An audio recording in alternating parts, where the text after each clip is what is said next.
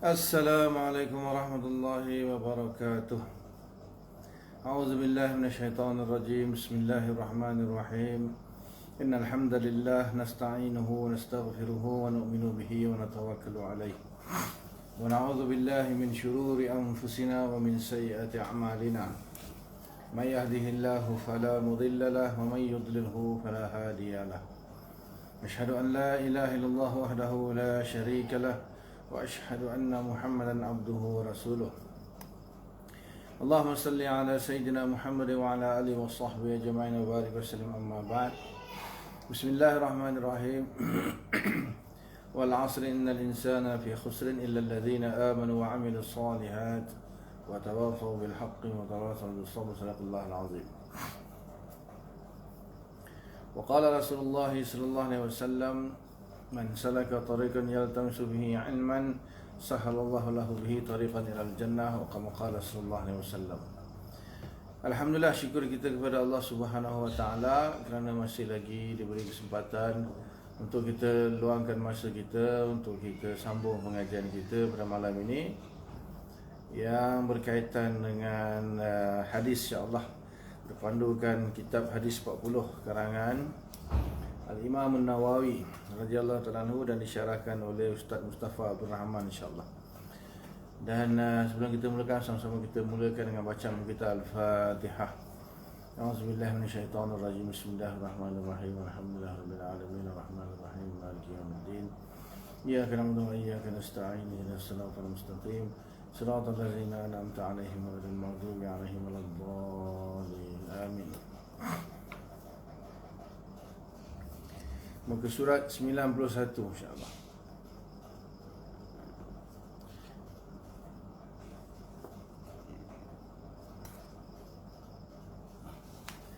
Muka surat 91, tajuk kita pada malam ini rukun iman. So kita masih lagi membahaskan hadis yang kedua, iaitu hadis Jibril lah. Dijulukkan dengan nama hadis Jibril sebab panjang hadis dia. Jadi disyarahkanlah satu persatu daripada isi hadis tersebut, matan hadis tersebut. Malam ini tajuk rukun iman, insya-Allah. Sebab dalam hadis tu Jibril bertanya kepada Nabi, apakah itu iman? Lalu Nabi SAW menjawab dengan menyatakan rukun iman yang 6 tersebutlah. So kita tengok apa yang disyarahkan oleh syarah hadis ni.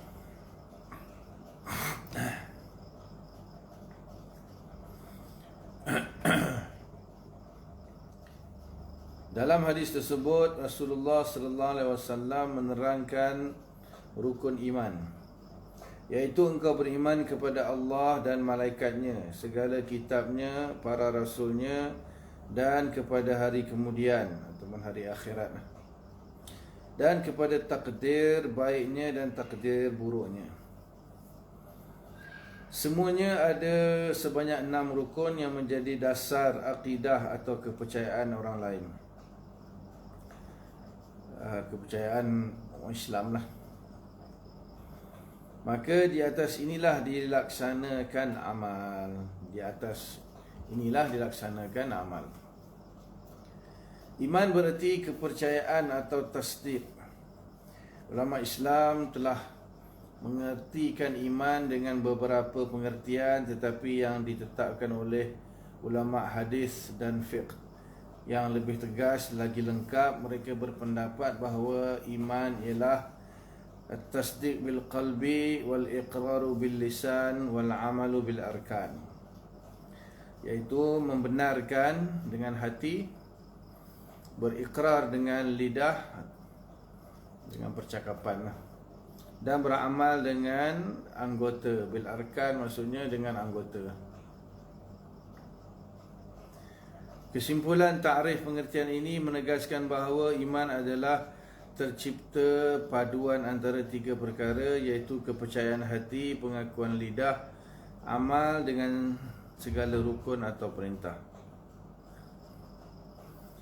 Dengan demikian, nyatalah bahawa orang yang beriman hendaklah ia menjadi orang yang beramal kerana amalnya membuktikan keimanannya.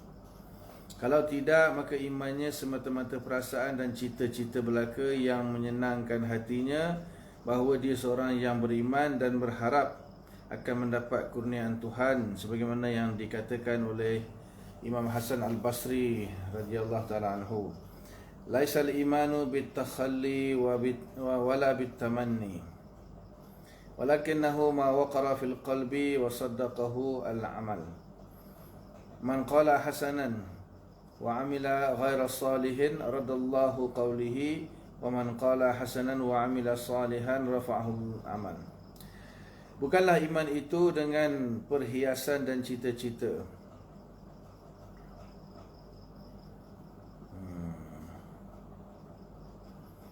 Dalam hadis itu ditulis bit takhalli. Kalau perhiasan bukan takhalli, tahalli. Bit tahalli. Kalau takhalli, kekosongan. Tak tahu mana satu yang betul, mana satu yang salah. Semua ni kata-kata Hasan Basri, tak tahu dikutip mana. Kalau takhalli maksudnya mengosongkan, pengosongan. Tapi terjemahannya dengan perhiasan. Kalau perhiasan maksudnya tahalli, bukan takhalli. Tahalli pakai ha. Kemudian tamanni itu angan-angan lah. Wala bitamanni, tidak pula dengan angan-angan. Walakinnahu ma waqara fil qalbi, akan tetapi iman itu apa yang telah tetap teguh dalam hati. Wa saddaqahu al-amal, amal membenarkannya. Barang siapa berkata, yakni berikrar baik pada hal ia mengerjakan amal yang tidak baik. Bahasa berkata baik padahal dia mengerjakan amal yang tidak baik, nescaya Allah tolak perkataannya. Dan barang siapa berkata dan berbuat baik, nescaya mengangkat akan dia oleh amalnya. Sebagaimana yang telah diterangkan oleh iman, sebagaimana yang telah diterangkan bahawa iman adalah dasar akidah atau kepercayaan orang Islam. Dasar ini tetaplah sebagaimana yang diajarkan Islam, tidak mungkin dipindah atau berpindah atau perubahan tempat dan zaman. Rukunnya yang 6 itu tetaplah 6, tidak dibenarkan dikurangi atau dilebihi atau disalahkan pengertiannya.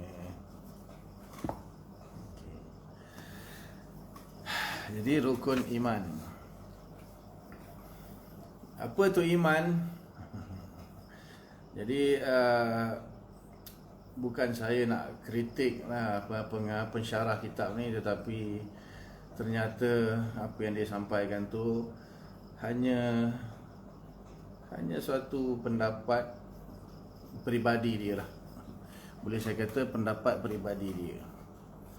Jadi sebenarnya pembahasan tentang iman ni luas dibahas di dalam kitab-kitab akidah. Dalam kitab-kitab akidah dibahas, insya-Allah akan ada dalam kitab kita Kifayatul Awam pun akan ada insya-Allah, tapi di akhir. Tapi sebelum ni kita dah belajar lah kitab kita tu. Kitab Limpah Kurnia Ilahi kan. Itu kan dah dibahas panjang. Jadi sebenarnya memang ada khilaf lah tentang apa itu iman. Memang ada khilaf. Tetapi ulama mutaakhirin, ulama muhakkikin, terutamanya di kalangan Asy'ariyah, telah membuat suatu pengkajian, penelitian yang mendalam dan teliti lah tentang masalah ni. Lalu mereka menyimpulkan iman itu secara bahasa adalah berasal daripada asal dia punya sulasi mujarrad dia, iaitu amina ya'manu amnan wa amanan, aman. Amnun maksudnya aman ataupun tenteram, sejahtera. Itu asalnya lah aman kan. Jadi kita berasa aman. Jadi asalnya lah sulasi mujarrad dia. Amina ya'manu amnun. Kemudian apabila dia mengikut atau berubah menjadi wazan fa'ala yufa'ilu, atau af'ala yuf'ilu. Wazan af'ala yuf'ilu. Itu if'alan. Jadilah dia a'mana yu'minu imanan. A'mana itu kalaulah hamzah yang kedua itu ditahqiqkan jadi a'mana lah. Kalau ditashilkan jadi amana yu'minu. Jadi amana yu'minu imanan. So kalau dia mengikut wazan af'ala, maka dia akan jadi makna membenarkan. Membenarkan. Okey. Jadi perbuatan membenarkan ini tugas siapa? So kita ada hati, kita ada lisan, kita ada perbuatan. So kalau bahasa Melayu kita kata percayalah. Membenarkan tu maksudnya percaya. Biasanya kan kalau kita terjemahkan rukun iman tu percaya kepada Allah, percaya kepada malaikat, percaya kepada kita, percaya kan. Iman tu percaya, iman tu kepercayaan. So membenarkan dalam hati. Hati benarkan makna hati percaya. Apa maksud hati percaya? Hati mengiyakan, hati percaya. Itu maknanya beriman ataupun membenarkan. Jadi asas bagi iman adalah hati. Ini menurut muhakkikin Asy'ariyah, asas pada iman adalah tasdik bil qalbi. Tasdik bil qalbi, pembenaran di dalam hati, bima jaa bihi Nabi sallallahu alaihi wasallam mimma ulima minad-din bid darurah. Apa yang telah dibawa oleh Rasulullah sallallahu alaihi wasallam akan perkara-perkara yang diketahui dalam agama secara daruri, secara pasti, secara menyeluruh, secara maksudnya daruri di sini semua benda yang diketahui oleh semua umat Islam. Diketahui oleh seluruh umat Islam lah. Benda tu bukan benda khilaf, bukan benda yang orang ramai tak tahu. Benda yang disepakatilah, yang diketahui oleh semua umat Islam, dia benar. Contohnya tidak ada Tuhan yang layak disembah melainkan Allah. Itu kita percaya kepada rukun iman yang 6 ni lah. Rukun iman yang 6 ni. Kemudian rukun Islam yang 5, wajib sembahyang 5 waktu, puasa, Ramadan, zakat, haji, itu semua dia benarkan. Dia percaya benda tu. Itu semua maksudnya iman. Maksudnya membenarkan, percaya apa yang dibawa oleh Nabi sallallahu alaihi wasallam. Itu menurut muhakkikin Asy'ariyah, itu makna iman yang hakikat iman. Makna iman yang sebenarnya. Adapun iqrar bil lisan itu, iqrar bil lisan adalah maksud iqrar bil lisan ni maksudnya mengiktiraf.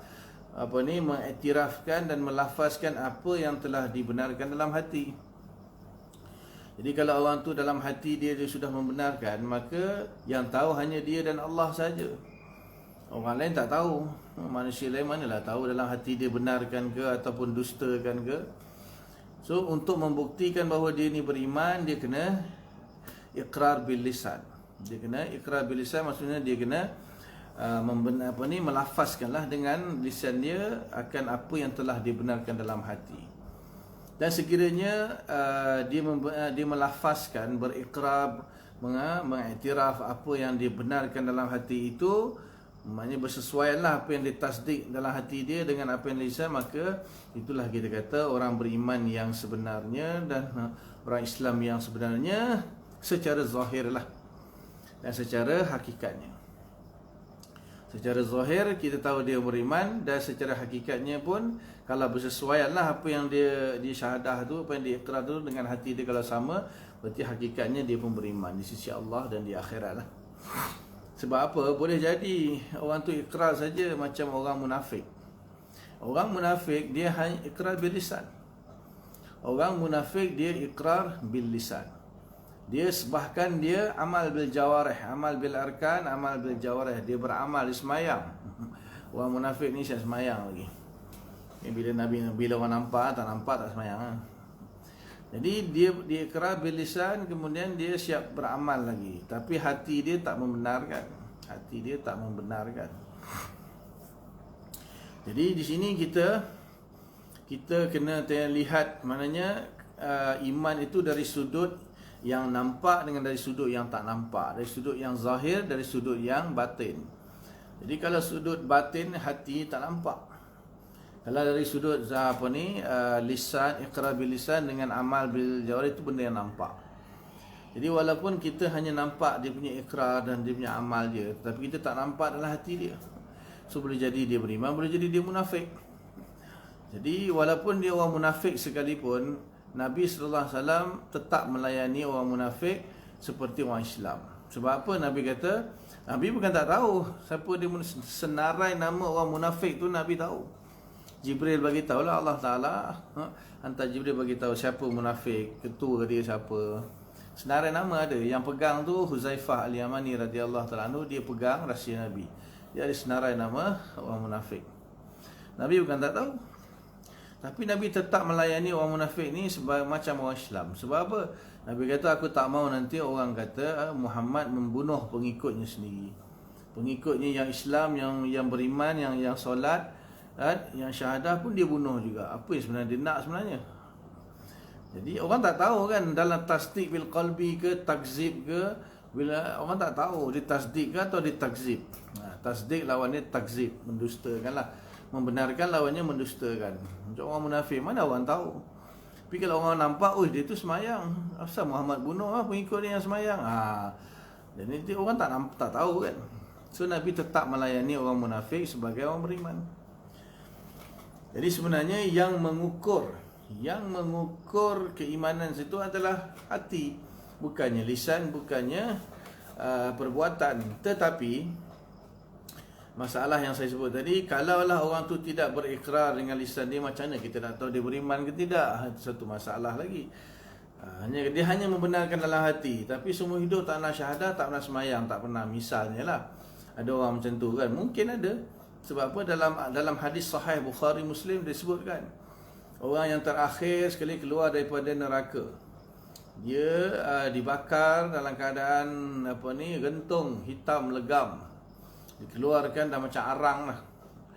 Kemudian tapi oleh kerana dalam hati dia ada iman, misqala zarratin minal iman, sebesar zarah. Nilai iman dia seperti zarah, seberat zarah, iaitu habuk-habuk yang terbang-terbang di udara tu, itu namanya zarah. Jadi dikeluarkan, ma'amila khairan qattu, tak pernah buat satu kebaikan sama sekali, tak pernah buat di dunia, tapi masih beriman, dalam hati ada iman sebesar zarah. Dikeluarkan daripada neraka, kemudian dimandikan di Nahrul Haya, iaitu sungai kehidupan. Tumbuhlah jasadnya yang rentung tadi dengan jasad yang baru seperti permata lu'lu'. Dan kemudian ringkas cerita, dia dimasukkan ke dalam syurga, dan syurga je Allah bagi 10 kali dunia. 10 sahih, hadis sahih riwayat Bukhari Muslim. Jadi dia tak beramal langsung. Beramal termasuklah bersyahadah. Syahadah tu termasuk amal. Amalnya ada dua, kita dah bahas kan, innamal a'malu binniyat. Sesungguhnya amalan tu dengan niat. Amalan tu ada dua, satu amalan bacaan lisan, satu lagi amalan perbuatan. Jadi ma'amila khairan qattu, maknanya dia tu mengucap pun tak pernah tapi dan juga buat amal pun tak pernah, tapi dia masih beriman. Nampak tu? Jadi itu dalil bagi muhaqqiqin Asy'ariyah. Iman yang sebenarnya adalah orang yang tasdik bil qalbi. Cuma kalaulah dia tak bersyahadah, ataupun kita nak mengetahui adakah dia beriman ke tidak di dunia, itu kena syahadah lah sekurang-kurangnya. Maknanya ulama Asy'ariyah mengatakan hakikat iman adalah tasdik bil qalbi. Syahadah ini untuk apa? Untuk ijra'ul ahkamil Islam fid dunia, untuk memperlakukan hukum-hukum Islam di dunia ni. Kita sekadar nak tahu dia ni Islam ke tidak kan. Sebab tu dalam kuliah, dalam khutbah, dalam nikah, kebanyakannya orang akan syahadah dulu kan.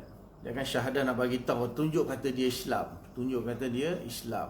Dia akan bersyahadah kan. Kita nak akad nikah macam ni, saya sekarang ni itulah dia ada kat tapah ni. Tapi bukan nikah lah, baru bertunang. Adik ipar bertunang, tu yang balik tapah ni, ada kat tapah sekarang ni. Belakang pun lain kan. Jadi biasanya kan kalau majlis pernikah kan syahadah, nak bukti tentang dia ni berlakon bukan beriman ke apa ke. Syahadah, pengantin perempuan syahadah, pengantin lelaki syahadah, saksi syahadah, wali syahadah, semua syahadah kan. Orang yang bagi khutbah kan dia syahadah. Orang yang bagi kuliah macam saya, biasanya setiap kali kuliah kita akan mulakan dengan syahadah. Jadi apa saja syahadah. Sebab apa? Nak buktikan kita ni Islam. Jadi kalau hati dia munafik, itu Allah, antara dia dengan Allah. Jadi menurut ulama Asy'ariyah, orang yang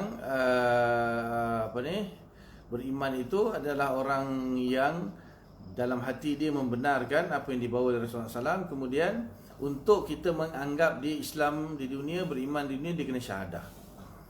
Dan amalan itu adalah kesempurnaan iman. Sempurna iman dia dengan buat amalan lah. Tapi kalau dia tak pernah buat amalan langsung pun tetap juga beriman. Dalam hadis sahih Bukhari Muslim, korang kan ada hadis takkan tak baca hadis kot. Korang tu maksud tu lah, geng tu yang kata apa, yang menolak Asy'ariyah lah. Sebab apa? Kan disebut tadi dalam kitab ni, dia sebut apa? Saya kata beberapa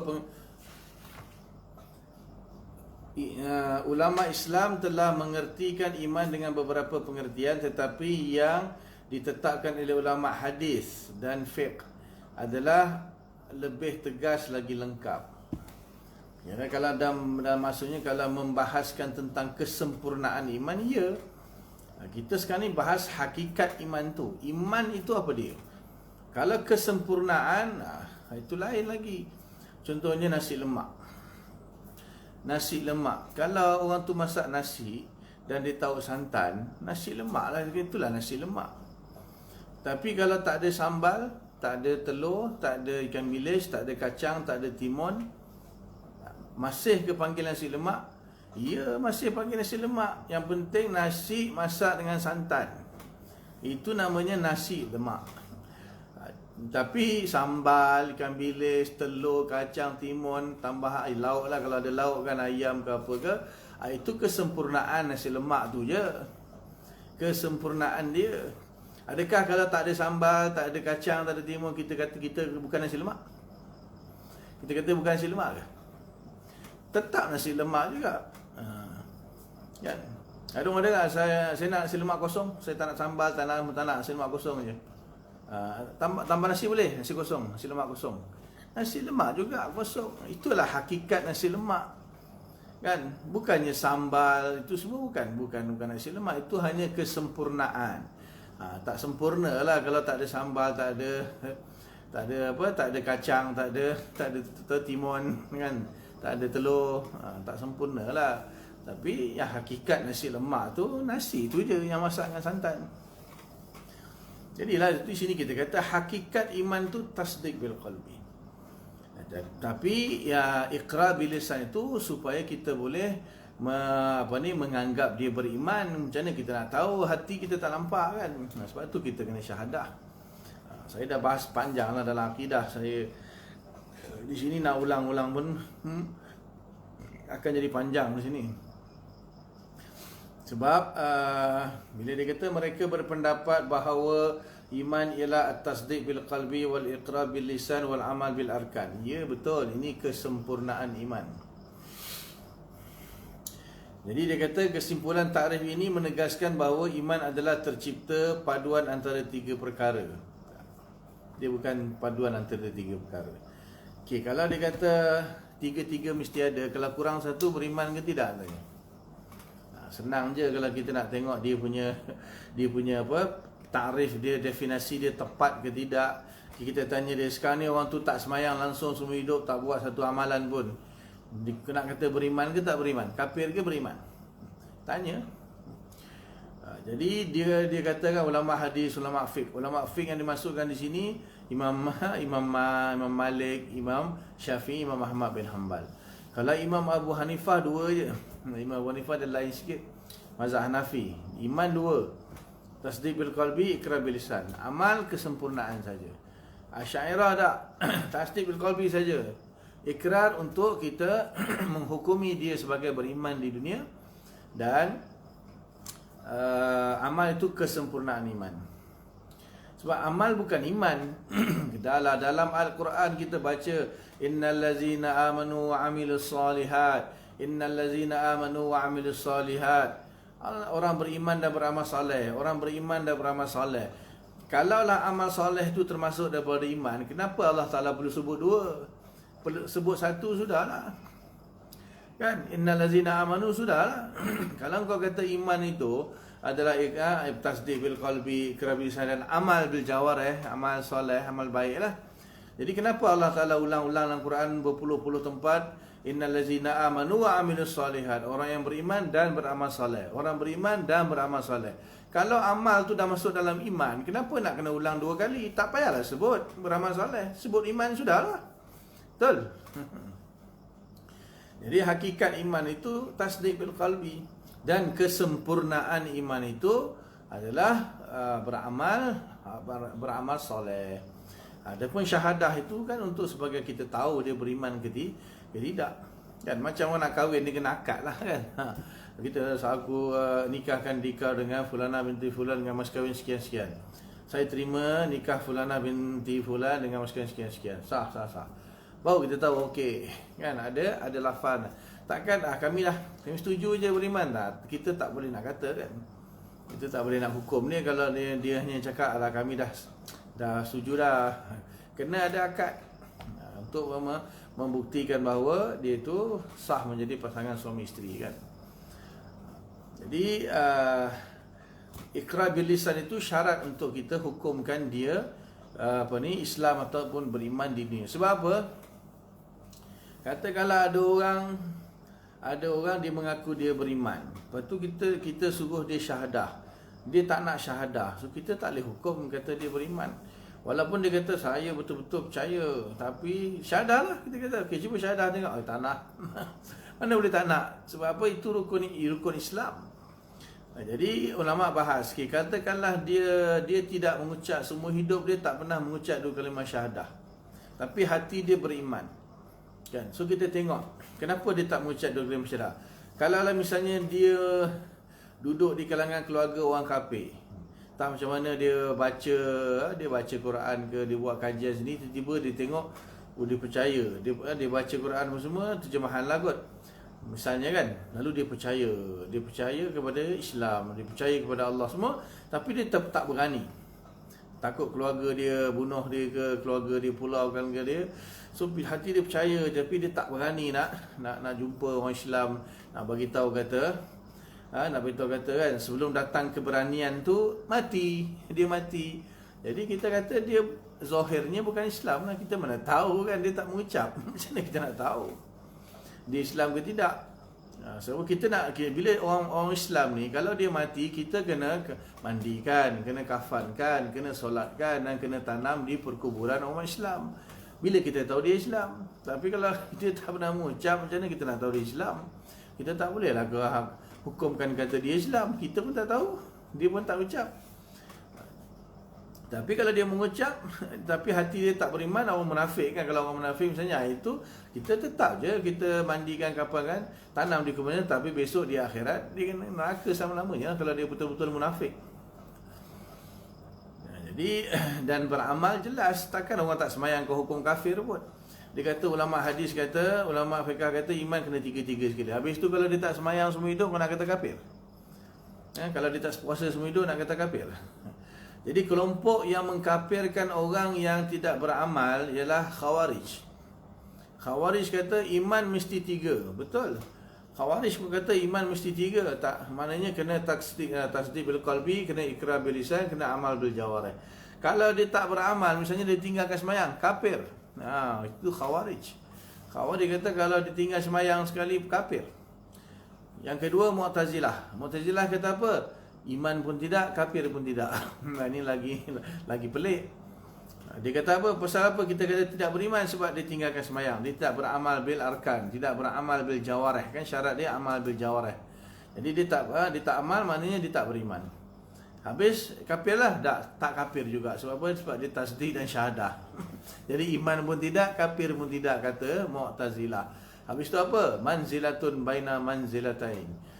Satu kedudukan di antara 2 kedudukan. Maksudnya antara iman dan kafir, tapi nasibnya kekal dalam neraka juga selama-lamanya. Jadi kita tanya kepada jemaah muhaddisin, tanya kepada ulama fiqh, kalau orang tak semayang kafir ke? Orang tak puasa kafir ke? Tak amal berjawarih kafir ke? Setakat ni tak ada. Kalau kata kafir, maknanya samalah macam Khawarij. Kalau kata tak semayang kafir, sama macam Khawarij. Jadi bila tak Imam Syafi'i pun kata tak kafir. Semua mazhab kata tak kafir masalahnya. Habis tu kalaulah orang tu tak semayang, kau kata tak kafir, beriman ke tidak? Masih beriman. Habis tadi kau kata iman mesti tasdik bil qalbi, ikrar bil lisan, amal bil jawarih. Tapi bila dia tak beramal, kafir ke? Oh, tak kafir, iman. Macam mana kau cakap? Kejap kata iman kena ada 3. Lepas tu bila kata, habis tu dia kalau dia tak amal, dia kafir ke? Oh, tak kafir. Habis beriman. Habis tu tinggal 2 lah. Nampak tak? Jadi kalau maksud orang yang kata iman tu ketiga-tiga tu, maksudnya kesempurnaan iman. Kalau kesempurnaan iman, ulama Asy'ariyah pun kata kesempurnaan iman itu dengan amal bil jawarih. Adapun hakikat iman itu, yang akan maksudnya iman yang akan menyebabkan dia tidak akan kekal dalam neraka selama-lamanya di akhirat nanti. Itu hanya tasdik bil qalbi. Itu dalam akidah kan saya selalu bahas bab tu.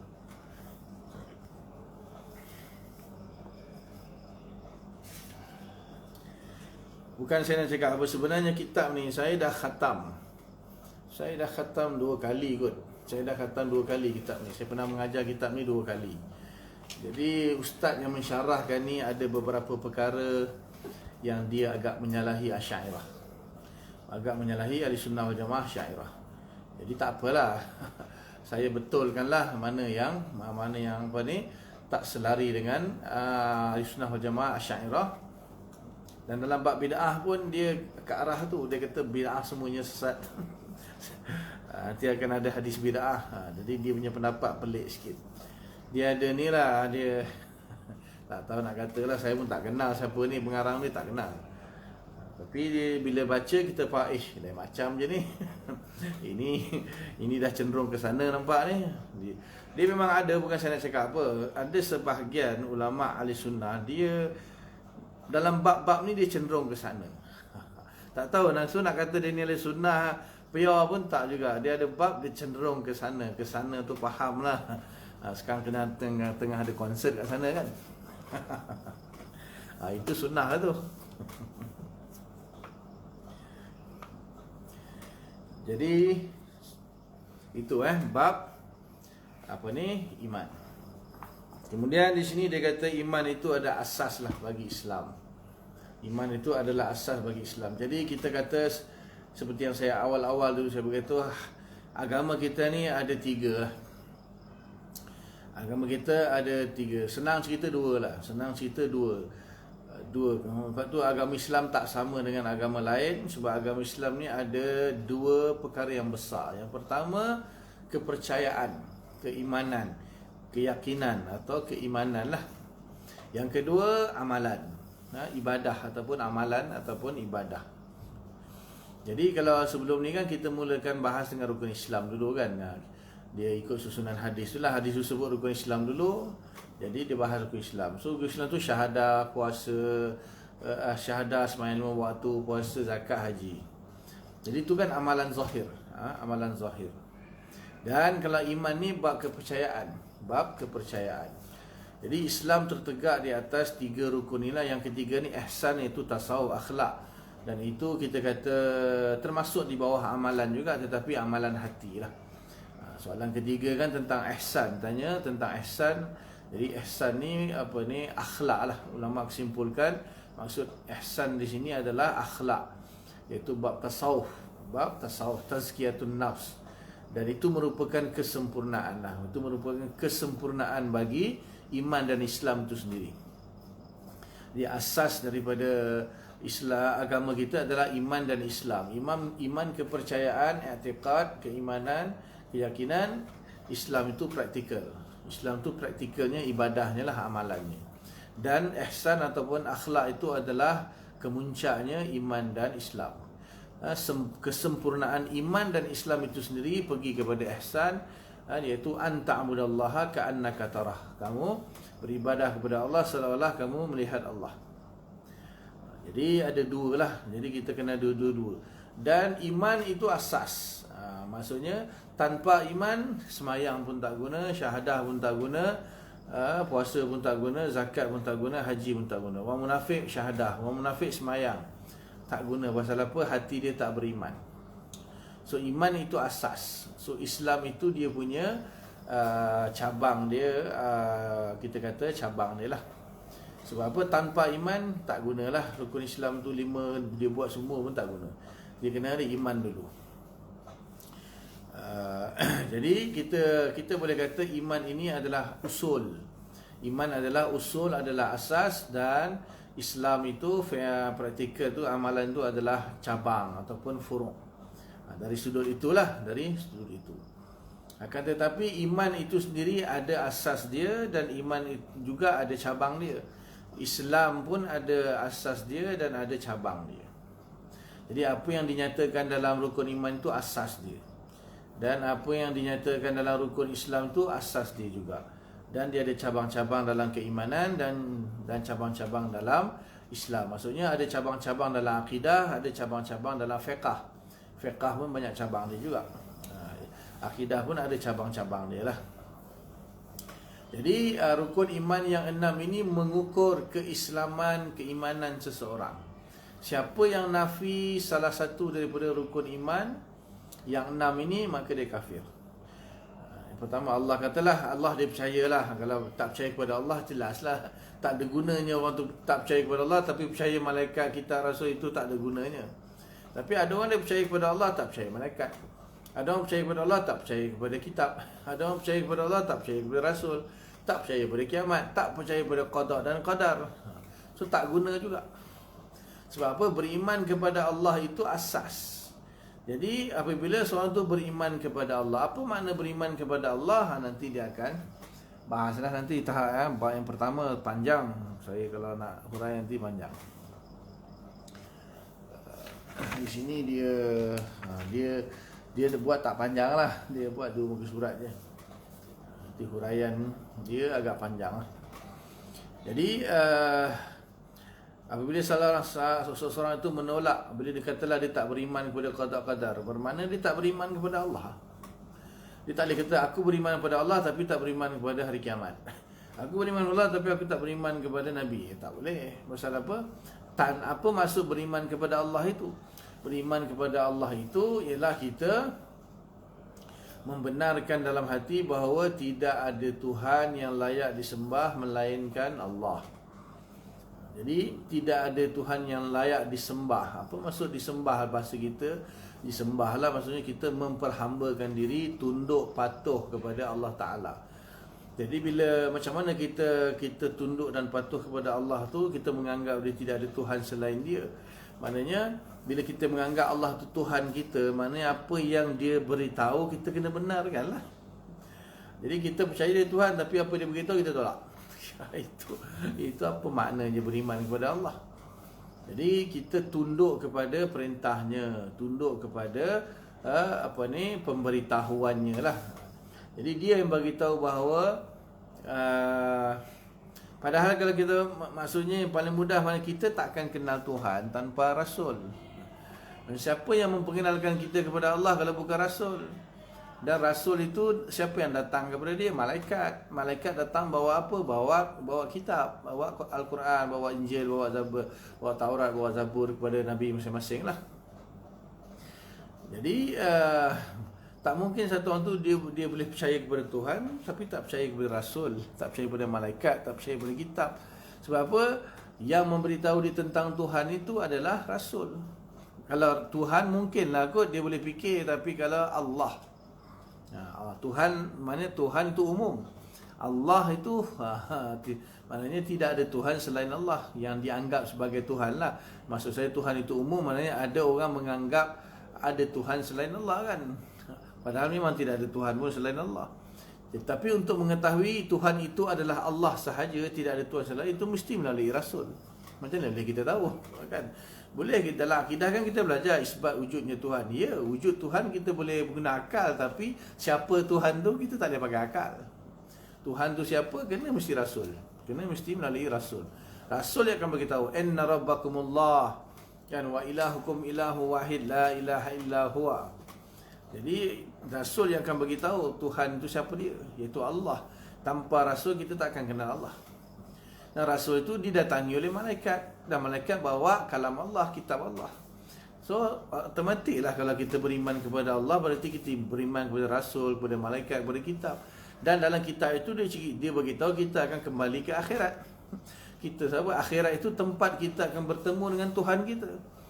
Akhirat itu kenapa dimasukkan dalam rukun iman? Kerana kita hanya akan bertemu dengan Allah di akhirat. Dunia takkan dapatnya. Kemudian qada dan qadar, ketetapan. Maksudnya kita nak berkata bahawa semua ni adalah ditetapkan oleh Tuhan. Semua yang berlaku adalah ketetapan Tuhan. Tuhan dah tetaplah dunia ni akan kiamat. Jadi orang tak boleh kata mungkin tak kiamat kot. Jadi dia betul dia beritahu tentang beriman kepada qada dan qadar. Semua benda yang akan berlaku semua Tuhan dah tetapkan. Jadi ke-6 tu wajib diimani. Salah satu daripada rukun iman dia tolak, dia kafir. Dia kafir. Tapi dia ada beberapa kelompok yang dia tak tolak. Contohnya dia tidak tolak qada dan qadar itu secara total. Dia ada tolak sebahagian.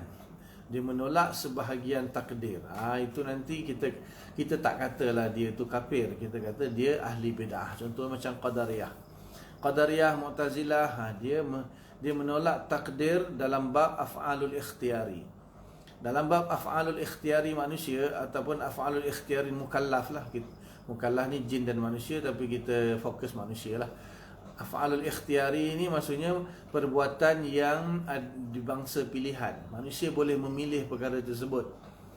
Dan satu lagi dia ada namanya af'alul ittirari. Af'alul ittirari, perbuatan yang manusia tak boleh pilih. Contohnya tak nak mati, tak boleh, semua kena mati. Kemudian tua kan, umur semakin lama semakin tua. Itu benda yang manusia tak boleh nak tolak. Kemudian semualah manusia tak boleh terbang. Misalnya macam burung kan, dia nak terbang kena naik kapal terbang ataupun pakai glider ke apa. Itu benda yang ittirari lah, dia tak boleh nak tolak lah. Jadi satu lagi dipanggil ikhtiyari. Kita boleh pilih. Kita boleh pilih. Okey, dalam bab af'alul ikhtiyari ni mereka menolak takdir. Maksudnya mereka mengatakan belum lagi ditakdirkan oleh Allah, manusia itulah yang memilih untuk mentakdirkan nasib dia sendiri. Dia bagi dalil lah Quran apa semua kan, innallaha la yughayyiru ma biqaumin hatta yughayyiru ma bi anfusihim faman syaa'a falyu'min wa man syaa'a falyakfur. Semuanya dia bagi dalil. Di sini adakah dia kafir? So kita kata tak. Ulama kita kata tidak. Mereka tidak kufur kerana mereka hanya dikatakan ahli bid'ah. Ahli bid'ah Islam, tapi ahli bid'ah wad dalalah. Ahli bid'ah dan ahli sesat. Terus apa? Dia masih syahadah, masih semayang, masih lagi puasa, masih lagi percaya Allah tu satu, Allah berkuasa, dia percaya. Cuma dia kata bab af'al ikhtiyari Allah tak mentakdirkan. Jadi dia ada bab-bab lah, maksudnya pecahan daripada setiap rukun iman tu ada pembahasan dia. Contohnya beriman kepada Allah nanti ada pembahasan dia. Beriman kepada malaikat ada pembahasan dia. Maknanya setiap rukun iman itu, setiap 6 daripada rukun iman tu dia ada perincian dia. Sebab kalau kita kata beriman, apa maksud beriman kepada Allah? Apa maksud beriman kepada Allah? Beriman kepada malaikat, apa maksud beriman kepada malaikat? Beriman kepada kitab, apa maksud beriman kepada kitab? Kita beriman kepada Rasul, apa maksud kita beriman kepada Rasul? Beriman kepada hari kiamat, apa maksud beriman kepada hari kiamat? Beriman kepada qada dan qadar, apa maksud beriman kepada qada dan qadar? Maka dia akan dibahas. Kalau nanti dalam kitab ni dibahas secara ringkas lah. Jadi secara detail memang akidah. Maknanya kalau rukun iman nak bahas secara detail di kitab akidah. Kalau rukun Islam detail kitab fiqh. Rukun Islam detailnya kitab fiqh. Rukun iman detailnya kitab akidah. Kalau ihsan detailnya kitab tasawuf. Kitab tasawuf. Quran hadis itu dia punya dalil. Ilmu tafsir, ilmu hadis ni dalil. Jadi ilmu akidah, ilmu fiqh, ilmu tasawuf ni hasil yang diambil, diekstrak atau diistinbat oleh ulama daripada Quran hadis. Itu maknanya sama aja bila kita belajar kitab akidah, kitab fiqh, kitab tasawuf, sama saja macam kita belajar Quran dan hadis. Cuma metodologi dia agak berbeza. Sebab apa? Kalau belajar kitab akidah fiqh tu dah dipersiapkan. Macam kita pergi apa? Pergi restoran order je kita nak makan apa kan. Tunggu sampai. Tapi kalau kita sendiri yang nak masak kat rumah lain ceritalah, kita kena berilah bahan-bahan mentah dia kan. Jadi kalau bab mengaji tafsir dan hadis ni kita bukan tak boleh ngaji, kita boleh ngaji tapi metodologi pengajian dia lain. Jadi setiap hadis tu mungkin akan ada beberapa hukum yang berbeza. Ayat Al-Quran pula tak disusun. Mana susunan-susunan ni kalau untuk mengaji tafsir kan, daripada surah Al-Fatihah, Al-Baqarah dan seterusnya sampai juz 30 An-Nas. Jadi dia ikut ayat lah. Dia tak disusun. Contohnya dalam satu bab kan, contohnya bab solat, dia tak disusun dalam satu surah. Bab puasa, bab zakat, bab haji, bab perkahwinan, bab harta waris, dia tak disusun dalam satu surah. Ayat dia tu bertebaran, berterabur di dalam 30 juzuk. Ayat sini sikit, sana ada surah, sana ayat sikit. So ulama-ulama kumpulkan, ulama akidah kumpulkan ayat Quran yang berkaitan dengan akidah. Ulama fiqh kumpulkan ayat-ayat Quran yang berkaitan dengan fiqh, kemudian susunkan bab taharah, bab solat, bab puasa, bab zakat, bab haji, bab perkahwinan, menakahat dan sebagainya. Begitu juga hadis-hadis pun dikumpulkan. Jadi walaupun ada muhadisin ada mengumpulkan bab hadis, bab taharah dan sebagainya, tapi pemahaman hadis pula, pemahaman hadis itu macam mana pula. Jadi sebab tu kita kalau mudahnya kita belajar rukun iman tu belajar kitab akidah, rukun Islam belajar kitab fiqh, dan rukun ihsan tu belajar kitab tasawuf.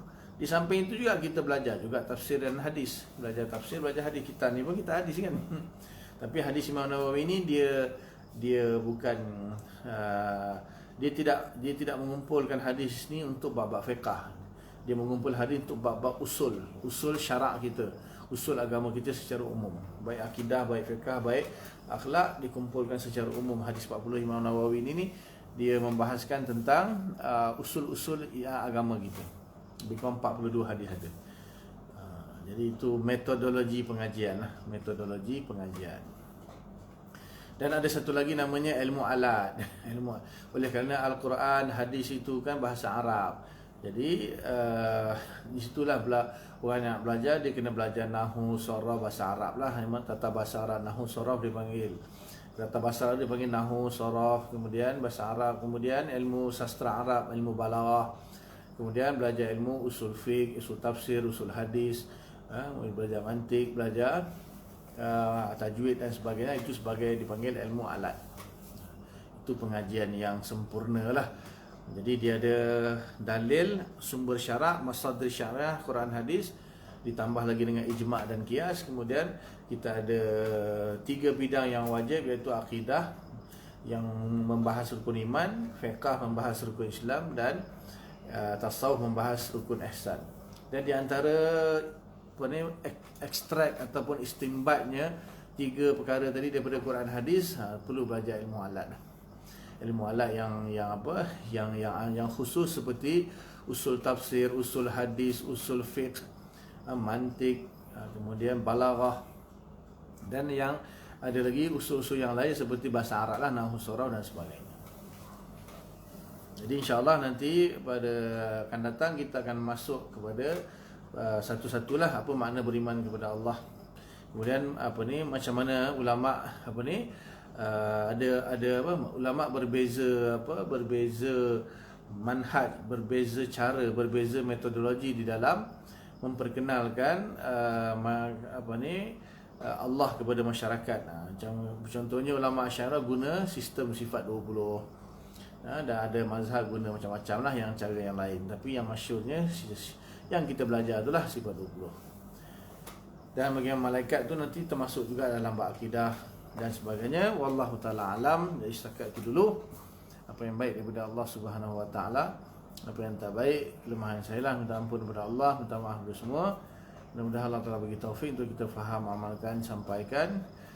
Dan insya-Allah bulan 11 ni boleh hadir kot ke surau, boleh buat secara offline dan online serentak lah. InsyaAllah bulan ni lengkap kot vaksin apa semua. InsyaAllah bulan depan boleh kita mudah-mudahan tak lockdown lagi ya. Jangan didatang gelombang yang seterusnya, nanti sudah lockdown lagi.